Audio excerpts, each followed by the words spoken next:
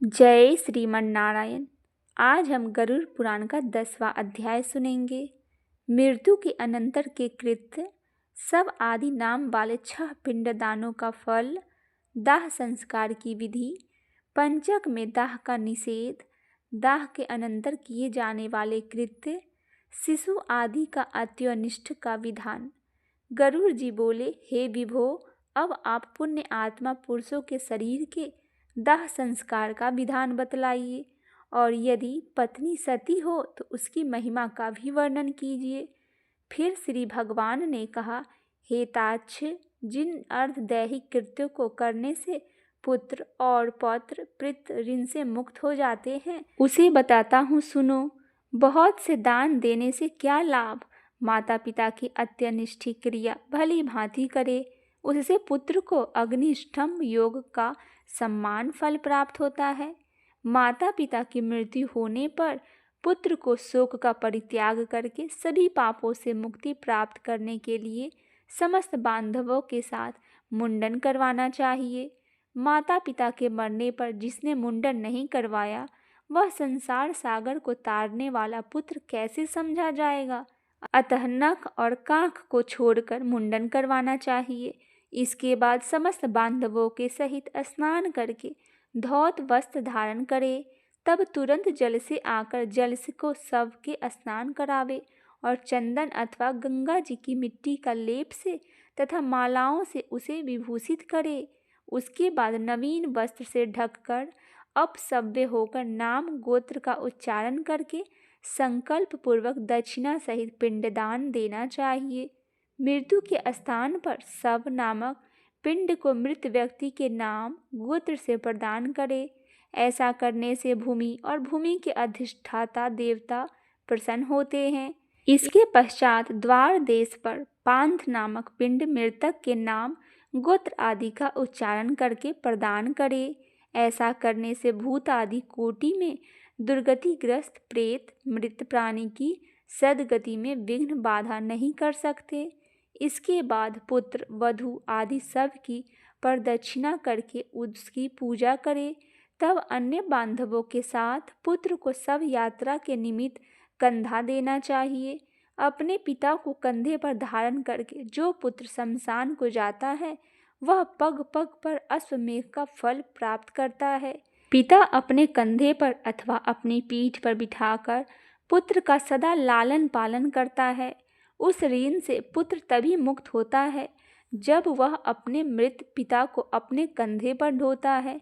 इसके बाद आधे मार्ग में पहुंचकर भूमि का मार्जन और प्रोक्षण करके सबको विश्राम करवाए और उसे स्नान कराकर भूत संगक पीतर को गोत्र नाम आदि के द्वारा भूत नामक पिंड प्रदान करे।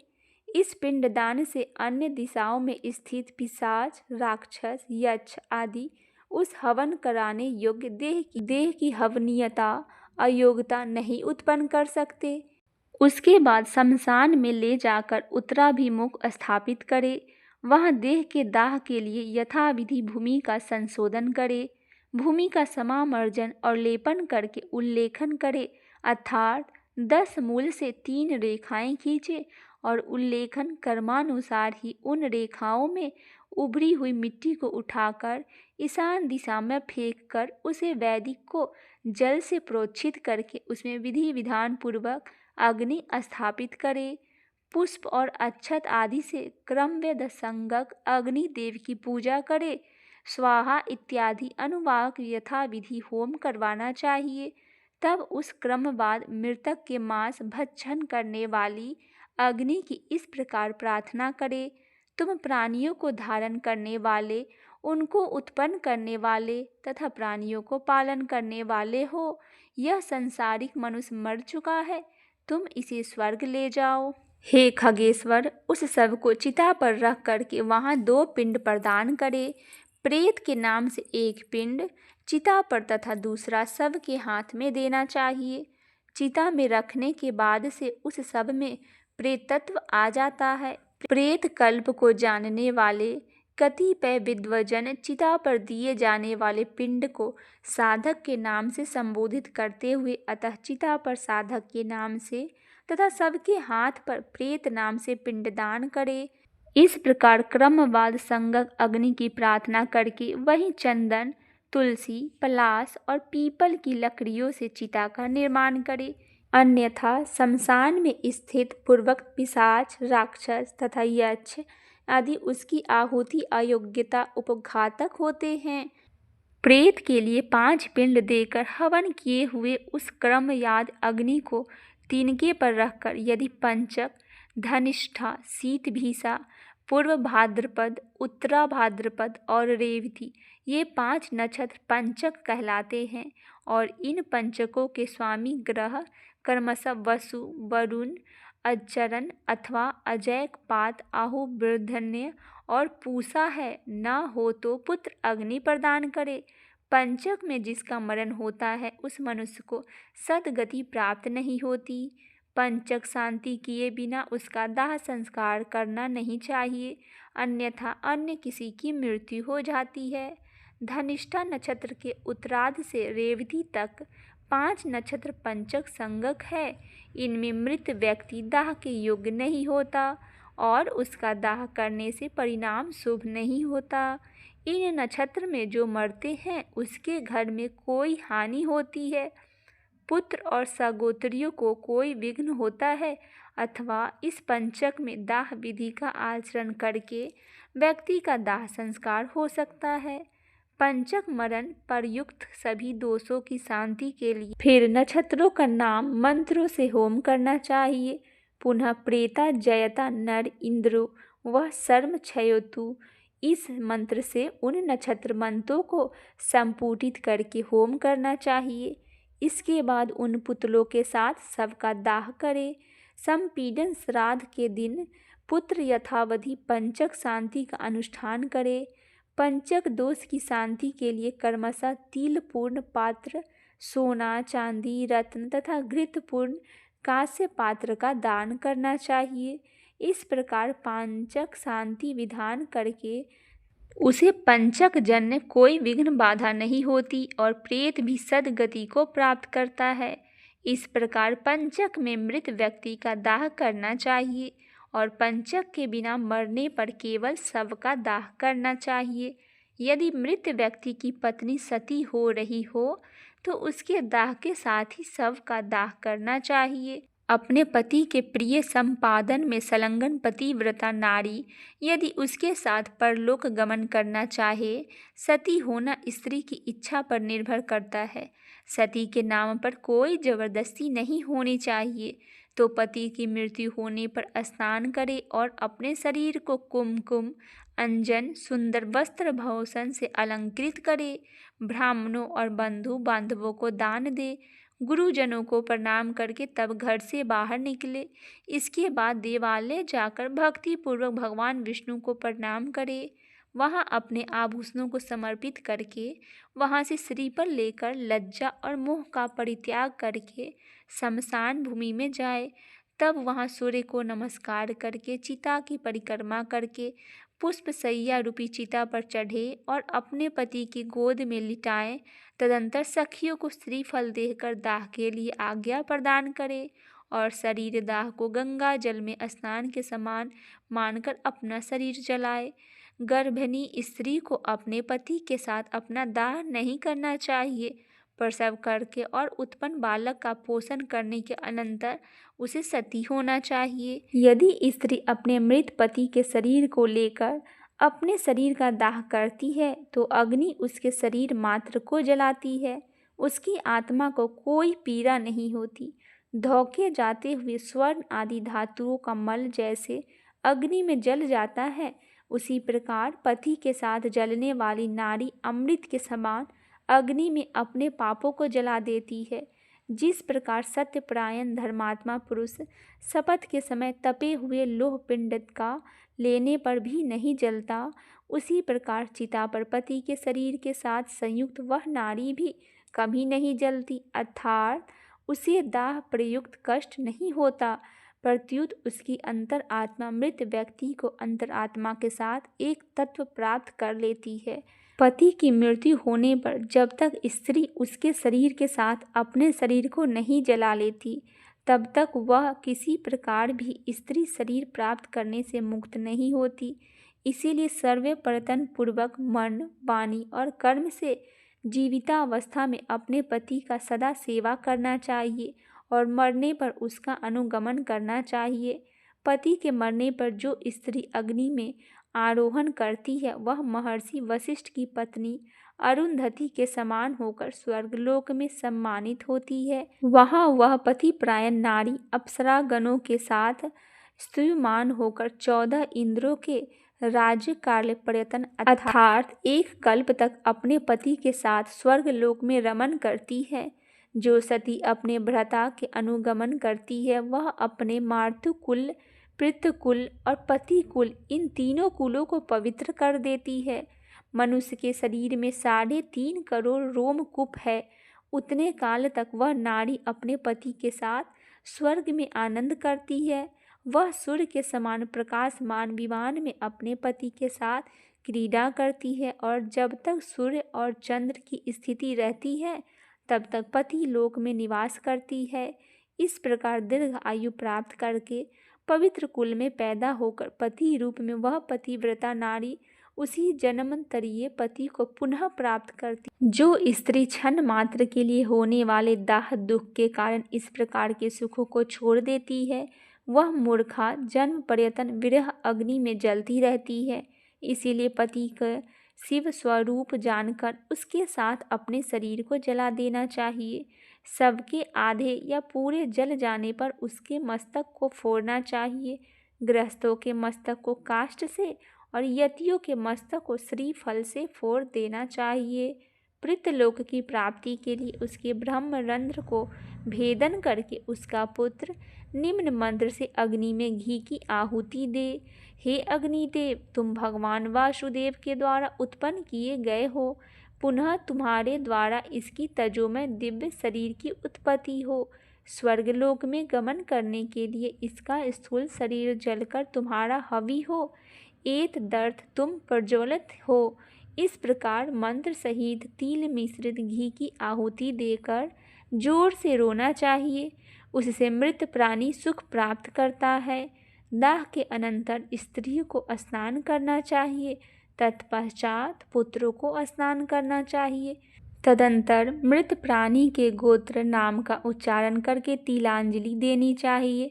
फिर नीम के पत्तों को चबाकर मृतक के गुणों का गान करना चाहिए। आगे आगे स्त्रियों को और पीछे पीछे पुरुषों को घर जाना चाहिए और घर में पुनः स्नान करके गौ ग्रास देना चाहिए। पत्तल में भोजन करना चाहिए और घर का अन्न नहीं खाना चाहिए। मृतक के स्थान को लीप कर वहाँ 12 दिन तक रात दिन दक्षिणामुख अखंड दीपक जलाना चाहिए। हे तार्क्ष, सब दाह के दिन से लेकर 3 दिन तक सूर्यास्त होने पर शमशान भूमि में अथवा चौराहे पर मिट्टी के पात्र में दूध तथा जल देना चाहिए। काठ की 3 लकड़ियों को दृढ़तापूर्वक सूत से बांधकर अर्थात 3 गोरियां बनाकर उस पर दूध और जल से भरे हुए कच्चे मिट्टी के पात्र को रखकर यह मंत्र पढ़े। हे प्रेत, तुम शमशान की आग से जले हुए हो, बांधवों से पर्युक्त हो। यह जल और यह दूध तुम्हारे लिए है। इसमें स्नान करो और इसे पियो। यज्ञवाल्क्य स्मृति तेरस, जिन्होंने अग्नि याधान किया हो, चौथे दिन असंख्य संचय करना चाहिए और निषिद्ध वार तिथि का विचार करके निरंग्नि को तीसरे अथवा दूसरे दिन अति संचय करना चाहिए। अति संचय के लिए शमशान भूमि में जाकर स्नान करके पवित्र हो जाए। ऊन का सूत्र लपेटकर और पवित्री धारण करके शमशान वासियों के लिए पुत्र को याय तत्वा इस मंत्र में मांस की बलि देनी चाहिए और 3 बार परिक्रमा करनी चाहिए। हे खगेश्वर, इसके बाद चिता स्थान को दूध से सींचकर जल से सींचे। तदंतर अस्थि संचय करे और उन अस्थियों को पलाश के पत्ते पर रखकर दूध और जल से धोए और पुनः मिट्टी के पात्र पर रखकर यथाविधि श्राद्ध पिंडदान करे। त्रिकोण स्थिंडल बनाकर उसे गोबर से लीपे। दक्षिणाभिमुख होकर अस्थिन पिंडल के तीनों कोनों पर 3 पिंडदान करे। चिता भस्म को एकत्र करके उसके ऊपर तिपाई रखकर उस पर खुले मुख वाला जल पूर्ण घट स्थापित करे। इसके बाद चावल पकाकर उसमें दही और घी तथा मिष्ठान मिलाकर जल के सहित प्रेत को यथाविधि बलि प्रदान करे। हे खग, फिर उत्तर दिशा में 15 कदम जाए और वहां गड्ढा बनाकर अस्थि पात्र को स्थापित करे। उसके ऊपर दाह जनित पीड़ा नष्ट करने वाला पिंड प्रदान करे और गड्ढे से उस अस्थि पात्र को निकालकर उसे लेकर जलाशय को जाए। वहाँ दूध और जल से उन अस्थियों को बार बार प्रक्षालित करके चंदन और कुमकुम से विशेष रूप से लेपित करे। फिर उन्हें एक दोने में रखकर हृदय और मस्तक में लगाकर उनकी परिक्रमा करे तथा उन्हें नमस्कार करके गंगा जी में विसर्जित करे। जिस मृत प्राणी की अस्थि 10 दिन के अंतर्गत गंगा में विसर्जित हो जाती है, उसका ब्रह्मलोक से कभी भी पुण्य गमन नहीं होता। गंगा जल में मनुष्य की अस्थि जब तक रहती है, उतने हजारों वर्ष वह स्वर्ग लोक में विराजमान रहता है। गंगा जल की लहरों को छूकर हवा जब मृतक को स्पर्श करती है, तब उस मृतक के पातक तत्क्षण ही नष्ट हो जाते हैं। महाराज भागीरथ उग्र तप से गंगा देवी की आराधना करके अपने पूर्वजों का उद्धार करने के लिए गंगा देवी को ब्रह्मलोक से भूलोक ले आए थे, जिनके जल ने भस्मीभूत राजा सगर के पुत्र को स्वर्ग में पहुंचा दिया। उन गंगा जी का पवित्र यश तीनों लोकों में विख्यात है। जो मनुष्य अपनी पूर्वावस्था में पाप करके मर जाते हैं, उनकी अस्थियों को गंगा में छोड़ने पर वे स्वर्ग लोक को चले जाते हैं। किसी महाअरण्य में सभी प्राणियों की हत्या करने वाला कोई व्याध सिंह के द्वारा मारा गया और जब वह नरक को जाने लगा, तभी उसकी अस्थि गंगा जी में गिर पड़ी, जिससे वह दिव्य विमान पर चढ़कर देवलोक को चला गया। इसीलिए सत्पुरुषों को स्वतः ही अपने पिता की अस्थियों को गंगा जी में विसर्जित करना चाहिए। अस्थि संचयन के अनंतर 10 गत्रा विधि का अनुष्ठान करना चाहिए। यदि कोई व्यक्ति विदेश में या वन में अथवा चोरों के भय से मारा गया हो और उसका शव प्राप्त न हुआ हो, तो जिस दिन उसके निधन का समाचार सुने, उस दिन कुश का पुतला बनाकर पूर्व विधि के अनुसार केवल उसी का दाह करे और उसकी भस्म को लेकर गंगा जल में विसर्जित करे। 10 गोत्रादि कर्म भी उसी दिन से आरंभ करना चाहिए और सावंत सरीख श्राद्ध में भी उसी दिन को ग्रहण करना चाहिए। यदि गर्भ की पूर्णता हो जाने के अनंतर नारी की मृत्यु हो गई हो, तो उसके पेट को चीरकर बालक को निकाल ले। यदि वह भी मर गया हो, तो उसे भूमि में गाड़कर केवल मृत स्त्री का दाह करे। गंगा के किनारे मरे हुए बालक को गंगा जी में ही प्रवाहित कर दे और अन्य स्थान पर मरे 27 महीने तक के बालक को भूमि में गाड़ दे। इसके बाद वह अवस्था वाले बालक को दाह संस्कार करे और उसके अस्थियां गंगा जी में विसर्जित करे तथा जलपूर्ण कुंभ प्रदान करे तथा केवल बालकों को ही भोजन कराए। गर्भ के नष्ट होने पर उसकी कोई क्रिया नहीं की जाती।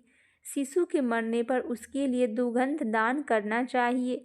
बालक चूड़ाकरण से पूर्व या 3 वर्ष की अवस्था वाले के मरने पर उसके लिए जल पूर्ण घट का दान करना चाहिए और खीर का भोजन कराना चाहिए। कुमार के मरने पर कुमार बालकों को भोजन कराना चाहिए और उपनीत पौगंड अवस्था के बच्चे के मरने पर उसी अवस्था के बालकों के साथ ब्राह्मण को भोजन कराना चाहिए। 5 वर्ष की अवस्था से अधिक वाले बालक को मृत्यु हो जाने पर चाहे उपनीत यज्ञोपवीत संस्कार संपन्न हो अथवा अनुपनीत जिसका यज्ञोपवीत न हुआ हो, वह पायस और गुड़ के 10 पिंड क्रमशः प्रदान करने चाहिए। पौगंड अवस्था के बालक की मृत्यु होने पर विरसोत्सर्ग तथा महादान की विधि को छोड़कर एकादशा तक द्वादशा की क्रिया को समप्रदान करना चाहिए। पिता के जीवित रहने पर पौगंड अवस्था में मृत बालक का सपिंड दान श्राद्ध नहीं होता, अतः 12वें दिन उसका केवल एकोदिष्ट श्राद्ध करे। स्त्री और शूद्रों के लिए विवाह ही व्रत बंध स्थानीय संस्कार कहा गया है। व्रत अर्थात उपनयन के पूर्व मरने वाले सभी वर्णों के मृत के लिए उनकी अवस्था के अनुकूल समान क्रिया होनी चाहिए। जिसने थोड़ा कर्म किया हो, थोड़े विषयों से जिसका संबंध रहा हो, कम अवस्था हो और स्वल्प देह वाला हो, ऐसे जीव के मरने पर उसकी क्रिया भी स्वल्प ही होनी चाहिए। किशोर अवस्था के और तरुण अवस्था के मनुष्य के मरने पर शय्यादान, वृषत सगादि, पददान, महादान और गौदान आदि क्रियाएं करनी चाहिए। सभी प्रकार के सन्यासियों की मृत्यु होने पर उनके पुत्र आदि के द्वारा न तो उनका दाह संस्कार किया जाना चाहिए और न उन्हें तिलांजलि देना चाहिए और न ही उनकी 10 गोत्रादि क्रियाएं ही करनी चाहिए, क्योंकि दंड ग्रहण संन्यास ग्रहण कर लेने मात्र से नर ही नारायण स्वरूप हो जाता है। त्रिदंड मन, वाणी और इंद्रियों को संयम ही त्रिदंड है।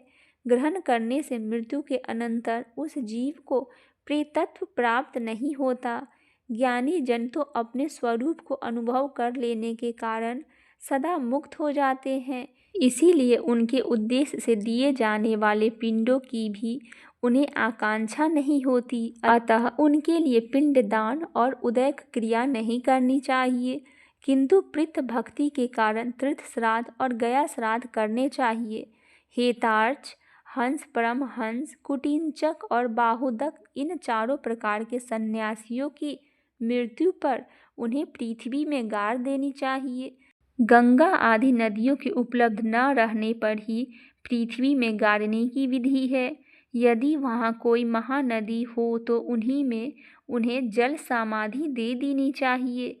इस प्रकार गरुड़ पुराण के अनंतर्गत सारोद्वार में दाह स्थित संचय कर्म निरूपण नामक 10वां अध्याय पूरा हुआ। अगर अभी तक आपने गरुड़ पुराण का पिछला अध्याय नहीं सुना है तो चैनल पे जाके गरुड़ पुराण के सारे अध्याय को आप अवश्य ही सुने। बोलिए लक्ष्मी नारायण भगवान की जय, कृष्ण कन्हैया की जय।